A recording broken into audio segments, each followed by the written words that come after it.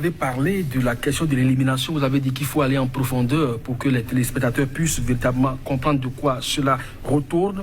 L'évêque Boudéa a estimé tout à l'heure que le sommeil que vous avez soulevé aussi est tellement déterminant puisque c'est durant le sommeil que la question du métabolisme se passe. Alors, c'est quoi ces éliminations dont vous parlez?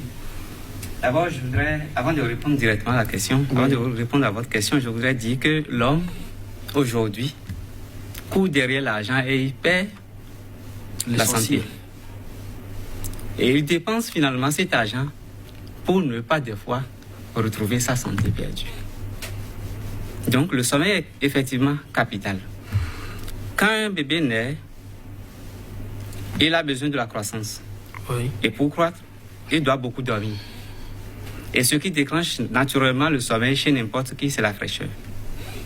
Mais en évoluant, quand on grandit, on commence par perdre ce pouvoir-là. Bon, c'est-à-dire ce stimulus-là. C'est-à-dire un octogénaire, par exemple, si vous le mettez donc dans des conditions de fraîcheur, il peut ne pas dormir. Mais quand vous mettez un bébé, il va dormir. Parce que la fraîcheur stimule beaucoup plus la sérotonine qui est l'hormone du sommeil. Bien. Pendant le sommeil, tout ce qui est mort et qui doit se faire remplacer par d'autres éléments nouveaux se fait. Et c'est ça que nous appelons mitose. Pendant le sommeil, l'organisme se renouvelle.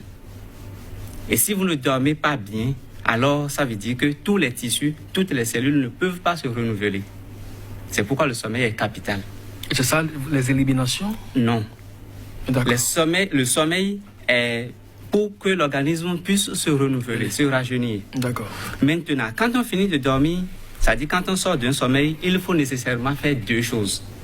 Ce que beaucoup ne font pas. C'est pourquoi ils n'arrivent pas à prévenir les maladies. C'est pourquoi ils pensent qu'on peut vivre en tombant malade, alors que normalement on peut vivre sans tomber malade. C'est-à-dire quoi? Si vous sortez du sommeil, que ce soit le matin ou bien le soir ou bien à midi, la première chose que vous devez faire, c'est que il faut nécessairement aller au WC ou bien aller pisser. Il faut faire l'une de ces deux choses. Fondamentalement. Fondamentalement.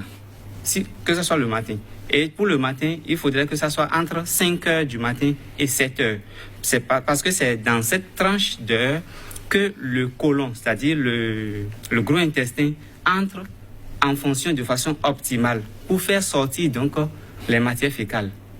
Mais si vous laissez passer cette tranche d'heure, c'est que vous pouvez y aller plus tard, mais avec un peu de difficulté. Donc, la deuxième chose qu'il faut faire, quand vous sortez d'un sommeil, il faut se laver. Parce que la peau, durant le sommeil, est un peu allée en aide au rein, en éliminant des déchets liquides, qui peuvent être aussi composés donc d'un peu d'acide urique et un peu de sel.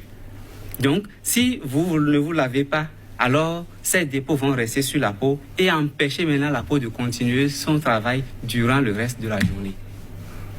Donc, c'est des facteurs capitaux qu'il faut intégrer donc à son existence pour passer une bonne journée dans un premier